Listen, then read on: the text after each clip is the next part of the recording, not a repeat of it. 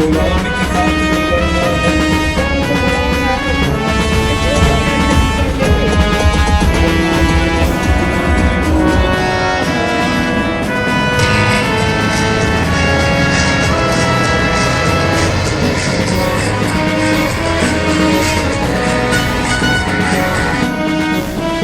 إياك نعبد وإياك نستعين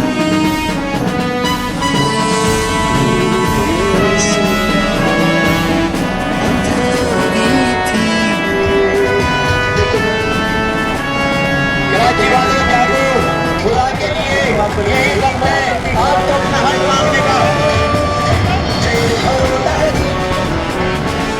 नहीं आगे लगानी है, नहीं फसल बचानी है, चलानी है, नहीं आगे लगानी है, नहीं फसल बचानी है। और लोगों को मंसूबत में रखता है और इज्जत देने वाली वो ताकि गाँव निजाम खत्म हो जाए। हम डिमांड करते हैं, मुतालबा करते हैं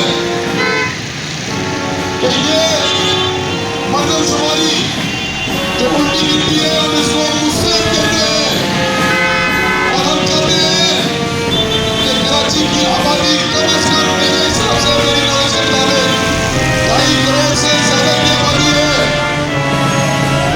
सिर्फ घरों में जाके मार्किंग न करें। मेरे घर में अभी तक कोई मर्दमशुमारी का बंदा नहीं आया।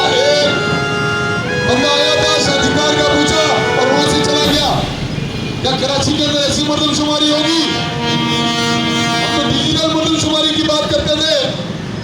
वो कहाँ गए हमारे नफीस लोग जो कराची के बारे में बड़ी हंते थे और आज वजारतें लेकर आपने देखा 2-3 दिन पहले वज़ीर-ए-आज़म को तमाम का वोट दे दिया। ये वो नफीस लोग थे जिन्होंने इमरान खान के दौर में पेट्रोल 2 रुपए बढ़ने पर LLP का ऐलान किया था। उस वक्त तो पेट्रोल 130-140 रुपए था। आज तो 270 को टाप गया है हमारा ये पेट्रोल। तो नफीस लोगों की नफासत कहाँ चली गई? क्यों आज वो मर्दमशुमारी पे खामोश है?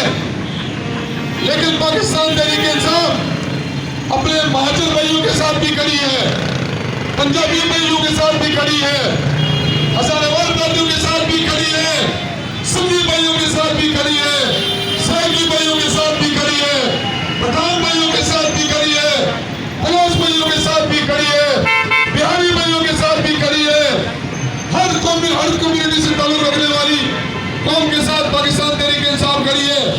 आज हमारे कराची के अंदर 29 टाउन के मुख्तलिफ मकामात पर प्रोटेस्ट का इनेकाद किया गया है और ये प्रोटेस्ट सिर्फ आज खत्म नहीं हो जाना जब तक हमारी मर्दमशुमारी को ठीक तरीके से नहीं लिखा जाएगा, नहीं काउंट किया जाएगा। पाकिस्तान तहरीक-ए-इंसाफ ये एहतजाज अपना जारी उसारी रखेगी क्योंकि पाकिस्तान तहरीक-ए-इंसाफ कभी भी ये नहीं चाहती कि वो कानून से बालातर होकर कोई काम करे। हमारे इदारों को होश के नाखून लेने चाहिए और मैं सिंध हुकूमत को बता देना चाहता हूँ कि सौदेबाजी करने वाली जमात जो आपकी पीटी में MQM वो तो बिक सकती है लेकिन पाकिस्तान तहरीक-ए-इंसाफ बिकने वाली नहीं है। पाकिस्तान तहरीक-ए-इंसाफ कि आज शहर कराची के अंदर पहली बार कोई भी किसी भी सियासी जमात ने 29 लोकेशंस के ऊपर जो है आज हमारे ये एहतजाजी कैंप्स लगे हुए हैं, पुरअमन एहतजाजी कैंप्स लगे हुए हैं। और इन कैंप्स का मकसद सिर्फ ये है कि जो हम हाईलाइट करना चाहते हैं कि शहर कराची के साथ ना इंसाफी ना मंजूर, शहर कराची की उल्टी गिनती ना मंजूर, शहर कराची की गलत गिनती ना मंजूर।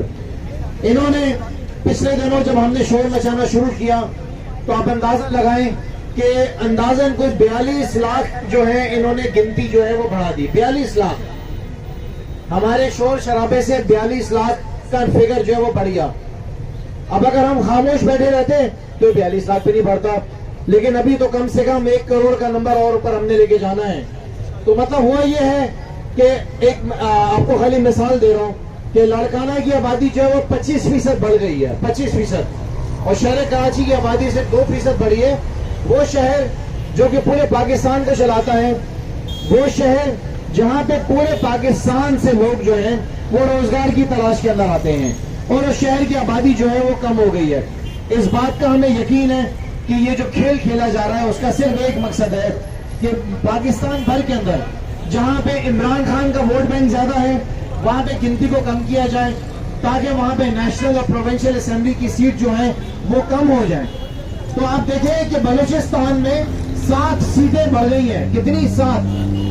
7 सीटें बलूचिस्तान में बढ़ गई हैं। अब आप सब बहुत अच्छे तरीके से जानते हैं कि बलूचिस्तान को कौन संभालता है और कौन चलाता है और बलूचिस्तान को किस तरीके से इस्तेमाल किया जाता है हुकूमतें बनाने में और हुकूमतें गिराने में। तो अब जमाना बहुत तब्दील हो चुका। बच्चा यहाँ पर कोई भी नहीं है, हर किसी के पास इंफॉर्मेशन है। क्लास 4 के बच्चों के पास भी जितनी नॉलेज है आज, तो वो भी खड़े होकर सवाल आपसे कर रहे हैं। लिहाजा अगर कोई समझ रहा है कि किसी गलत फहमी के अंदर हम मुब्तला है तो बिल्कुल भी नहीं है, अलबत्ता वो जरूर किसी गलत फहमी के अंदर मुब्तला है।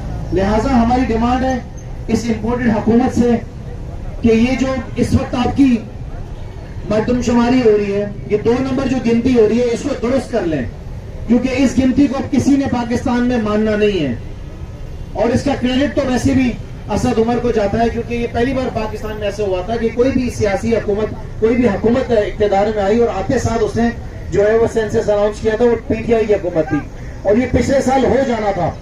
अगर ये रिजीम चेंज नहीं होता तो पिछले साल ये सिलसिला जो था सेंसस का मुकम्मल हो जाना था, ठीक तरीके से होना था।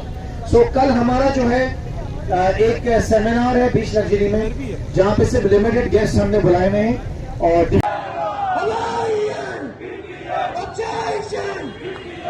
साथ नाइंसाफी बंद करो, कराची के साथ नाइंसाफी